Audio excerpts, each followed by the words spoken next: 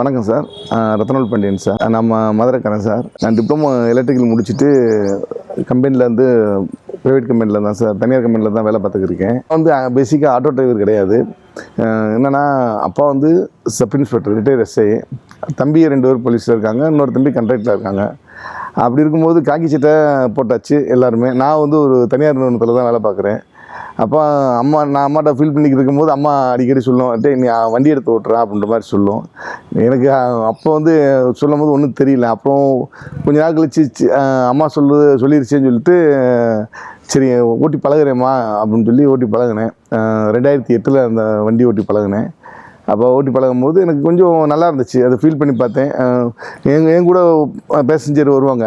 நான் இப்போ என்னென்னா பேஜ் எல்லாமே எடுத்து ப்ராப்பராக இருந்தால் மட்டும்தான் நான் போவேன் அப்படின்ற மாதிரி ஒரு ஃபீல் பண்ணும்போது, அப்போ நான் எல்லாமே ப்ராப்பராக லைசன்ஸ்லேருந்து பேஜ்லேருந்து எல்லாம் எடுத்ததுக்கப்புறம் தான் நான் ஆட்டோவே தொட்டேன். பொதுமக்கள் எல்லாருமே ஆட்டோவில் வரும்போது அப்போல்லாம் ரொம்ப வாடகை கம்மி தான். அந்த சமயத்தில் வந்து அவங்க ஃபீல் பண்ணுவாங்க.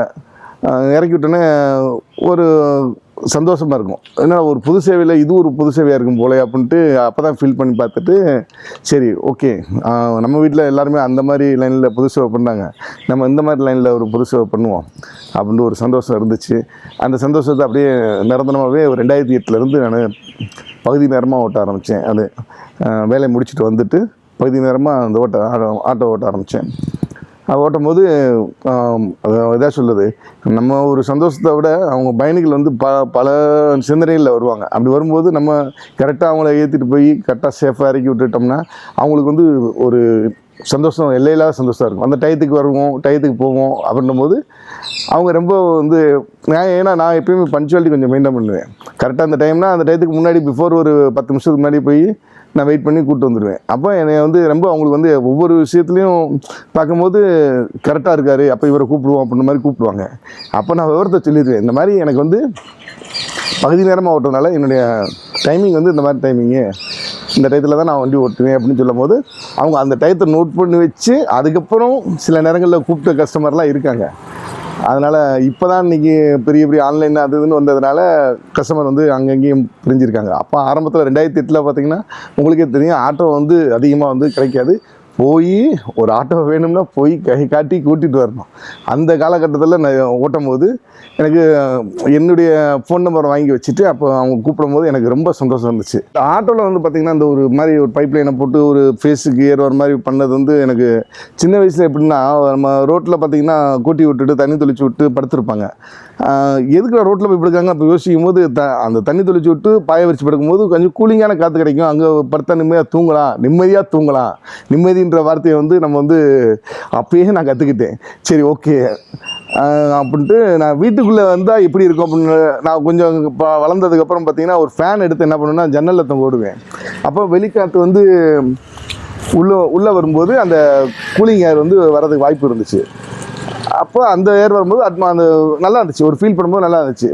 சரி, இதே சமயத்தில் நம்ம வந்து வீட்டுக்கு ஏதாவது மாடியிலேருந்து நம்ம ஒரு பைப் லைன் மூலயமா ஏர் கொண்டு வந்து ஒரு கீழே ஒரு பாக்ஸ் வச்சு, உதாரணத்துக்கு எப்படின்னா எக்ஸாஸ்ட் ஃபேன் வந்து பார்த்திங்கன்னா அடுப்பில் வச்சோம்னா வெளியே காற்று தள்ளுதில்ல, அது மாதிரி நம்ம வெளியே இருந்து அட்மாஸ்பியர் ஏர் வந்து உள்ளே தள்ளும் போது அந்த ஏர் வந்து தண்ணியில் பட்டு வந்துருச்சுன்னா நம்மளுக்கு கூலிங் நல்லா இருக்கும்ல, அப்போ ரூம் டெம்பரேச்சர் குறையும்ல அப்படின்ற மனநிலைக்கு எனக்கு அன்றைக்கே வந்து யோசனை இருந்துச்சு. சரி, பொருளாதார ரீதி அன்றைக்கெலாம் வந்து ரொம்ப கம்மியான சம்பளம் தான்.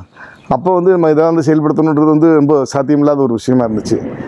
அந்த சமயத்தில் சரி, இப்போ இன்னைக்கு காலகட்டத்தில் வந்து நான் அந்த வண்டி ஓட்டும் போது எனக்கு கொஞ்சம் பொருளாதார ரீதியாக ஓரளவுக்கு பரவாயில்ல அப்படின்ற சமயத்தில் இந்த சரி சின்னதாக செய்வோம், பெருசாக செய்ய முடியலனாலும் ஒரு சிறுசாக செய்வோம் அப்படின்னு சொல்லி நம்ம மனசில் வச்சுருந்ததை வந்து ஒரு சிறிய வடிவமாக அந்த மாதிரி பண்ணி முதல்ல சின்ன சின்ன பைப்பில் வச்சு பண்ணி பார்த்தேன். காற்று மயில் தான் வந்துச்சு. சரி, ஒரு நார்மலான பைப்பை வச்சு பண்ணி பார்ப்போம் அப்படின்னு சொல்லி பார்த்தேன். அந்த நார்மலான பைப்பு தான் இந்த 3 இன்ச்சு பைப்பு, ஒரு எல்போ, ஒரு ரெடியூசரு, ஒரு 2 இன்ச்சு எல்போ, இந்த மாதிரி ஒரு எல்போக்குள்ளே போட்டு வந்து காற்று வர மாதிரி பண்ணேன். நல்லா இருந்துச்சு, ஃபீல் பண்ணேன், நல்லா இருந்துச்சு. பொதுவாக சார் இப்போ எப்படின்னா நம்மளுக்கு வந்து ஒரு கஸ்டமர் வர்றாங்க அப்படின்னா அவங்க பின்னாடி உட்காரும்போது அவங்களுக்கு காற்று ஈஸியாக கிடச்சிரும். அவங்களுக்கு வந்து காற்று ஈஸியாக வந்துடும். ஆட்டோவை பொறுத்தளவு எல்லாம் தெரியும், எல்லா ஆட்டோவில் காற்று எல்லா பக்கம் வரதான்ப்பா செய்யும் அப்படின்னு சொல்லி கிடச்சிரும். அதே சமயத்தில் ஒரு கார்லேயோ இல்லை ஏதோ ஒரு வேன்லேயோ பார்த்தீங்கன்னு வச்சோங்களேன், ஒரு ஃபேன் வச்சு அந்த ஃபேனை எலக்ட்ரிக்கல் மூலயமா ஆப்ரேட் பண்ணி காற்று வரணும்னு வச்சுருப்பார். அது எதுக்காண்டி வைக்கிறாரு? இவங்களுக்கு காற்று வந்துடும், எல்லாத்துக்கும் பேசஞ்சருக்கு எல்லாத்துக்கும் காற்று வந்துடும், ஜன்னல் இருக்கு காற்று வந்துடும். ஆனால் அந்த அது வேறு யார்ட்டையும் இல்லை. ஒரு டிரைவர்கிட்ட நீங்கள் கேட்டு பாருங்கள், அந்த டிரைவருக்கு அந்த கண்ணாடி முன்னாடி உட்காந்துருக்கனால ஃபேஸுக்கு காற்று வராது. ஏன் ஃபேஸுக்கு காற்று வராது? அந்த கண்ணாடியிலேருந்து எதுவும் தூசி வந்துடக்கூடாதுக்காண்டி அந்த கண்ணாடி போட்டு அவங்க ஃபேஸுக்கு காற்று வராமல் வச்சுருக்காங்க. ஆனால் டிரைவருக்கு காற்று தேவையில்லைன்ற ஒரு கட்டாயம் கிடையாது. அந்த தூசி கண்ணில் பற்றக்கூடாதுக்காண்டி காற்று வரக்கூடாதுன்னு வச்சுருந்துருக்காங்க.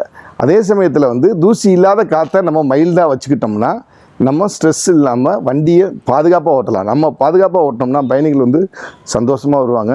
நம்ம பாதுகாப்பு பயணிகள் பாதுகாப்பு உறுதிப்படுத்தும். இது பழைய ஒரு ஃபேன் தானா, அதாவது என்னென்னா என்னுடைய வீட்டில் இருந்த ஒரு கம்ப்யூட்டரில் இருந்த பழைய ஃபேன், ஓடாமல் இருந்த கம்ப்யூட்டர், அந்த இதில் இருந்த ஒரு ஃபேனு. சரி சும்மா கிடக்குன்ட்டு சரி இருக்கட்டும், எதுக்காக யூஸ் ஆகும். ஏன்னா ஃபேன் எனக்கு சின்ன சின்ன பொருள் இருந்தால் இருக்கட்டும் அப்படின்னு வச்சுருப்பேன்.